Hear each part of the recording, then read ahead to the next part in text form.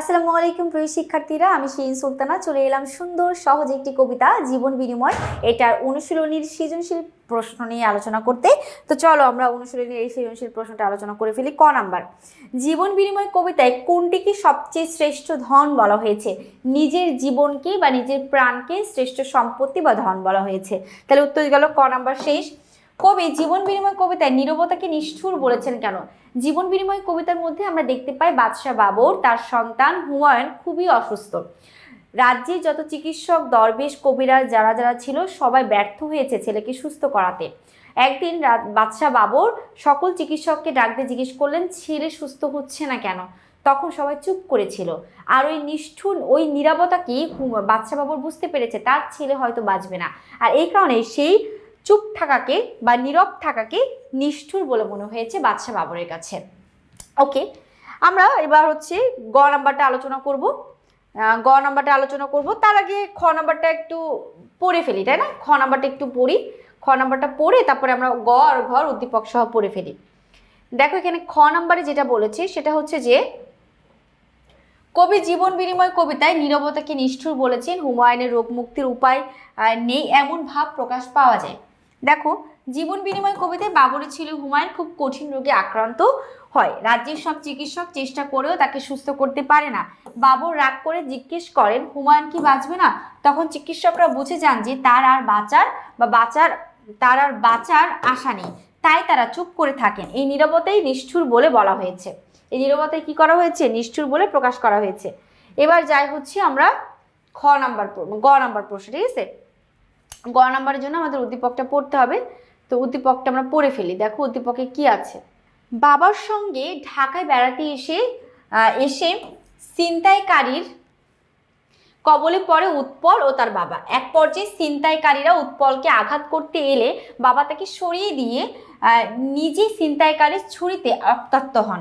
হাসপাতালে ডাক্তার সাহেব যখন উৎপলকে জানান যে এই মুহূর্তে রক্ত না হলে রোগীকে বাঁচানো যাবে না, সঙ্গে সঙ্গে উৎপল তার শরীর থেকে প্রয়োজনীয় রক্ত দিয়ে বাবার আশঙ্কা মুক্ত করেন। আচ্ছা, এবার দেখো গ নাম্বার, উৎপলকে সরিয়ে মধ্য দিয়ে উদ্দীপকের উৎপলকে সরিয়ে মধ্য দিয়ে উদ্দীপকের পিতার মাঝে জীবন বিনিময় কবিতার বাদশাহ বাবরের যে পরিচয় মেলে তা ব্যাখ্যা করো। দেখি কি ব্যাখ্যা, আমরা একটু দেখে পারি গ নাম্বার প্রশ্নটা। গ নাম্বার যেটা আছে, উৎপলকে সরিয়ে দেওয়ার মধ্য দিয়ে উদ্দীপকের পিতার মাঝে জীবন বিনিময় কবিতার বাদশাহ বাবরের যে পরিচয় মেলে তা হলো সন্তানের জন্য পিতার আত্মত্যাগ।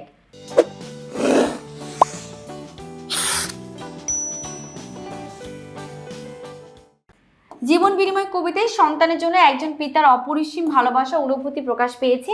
এই কবিতায় মুঘল সম্রাট বাবর তার নিজের জীবনের বিনিময়ে আল্লাহর কাছে পুত্রের জীবন ভিক্ষা চেয়েছেন। এরপরে জীবন বিনিময় কবিতায় পিতৃস্নেহের মহত্ব দৃষ্টান্ত উপস্থাপিত হয়েছে। পিতার স্নেহ বাৎসল্যের কাছে মৃত্যু পরাজয় ঘটেছে। মোগল সম্রাট বাবরের পুত্র হুমায়ুন কঠিন রোগে আক্রান্ত হয়ে রাজ্যের কোনো চিকিৎসক তার রোগ মুক্তির উপায় বের করতে পারেন না। শেষে যখন এক দরবেশ বাবরকে শ্রেষ্ঠ ধন কোরবানি দিতে বলেন তখন তিনি নিজের প্রাণী দিয়ে দেন। সন্তানকে ভালো রাখার জন্য এমন আত্মত্যাগ উদ্দীপকের উৎপলের পিতার মধ্যেও দেখা যায়। উদ্দীপকের উৎপল ও তার পিতা যখন ছিনতাইকারীর কবলে পড়েন তখন উৎপলকে সরিয়ে তার পিতা ছুরির আঘাতে রক্তাক্ত হন।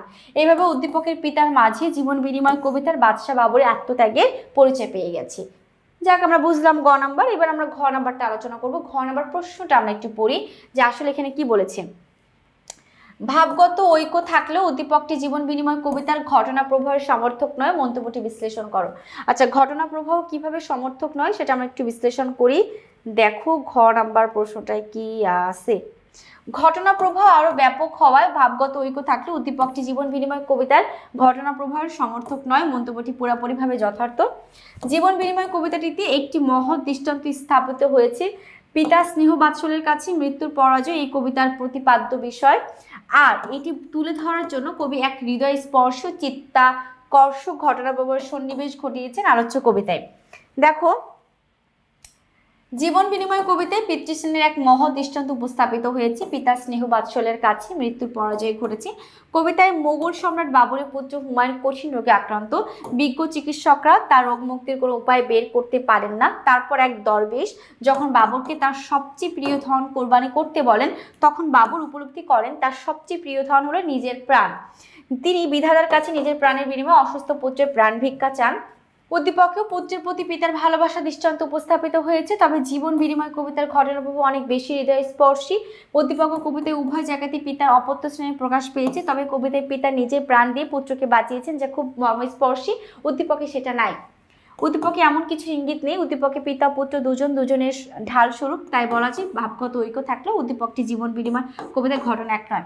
উদ্দীপকে বাবা এবং সন্তান দুজনেই বেঁচে ছিল আধুনিক চিকিৎসার বলে, কিন্তু কবিতার মধ্যে এমনটা হয়নি। কবিতার মধ্যে বাবাই মারা যায়, সন্তান বেঁচে থাকে।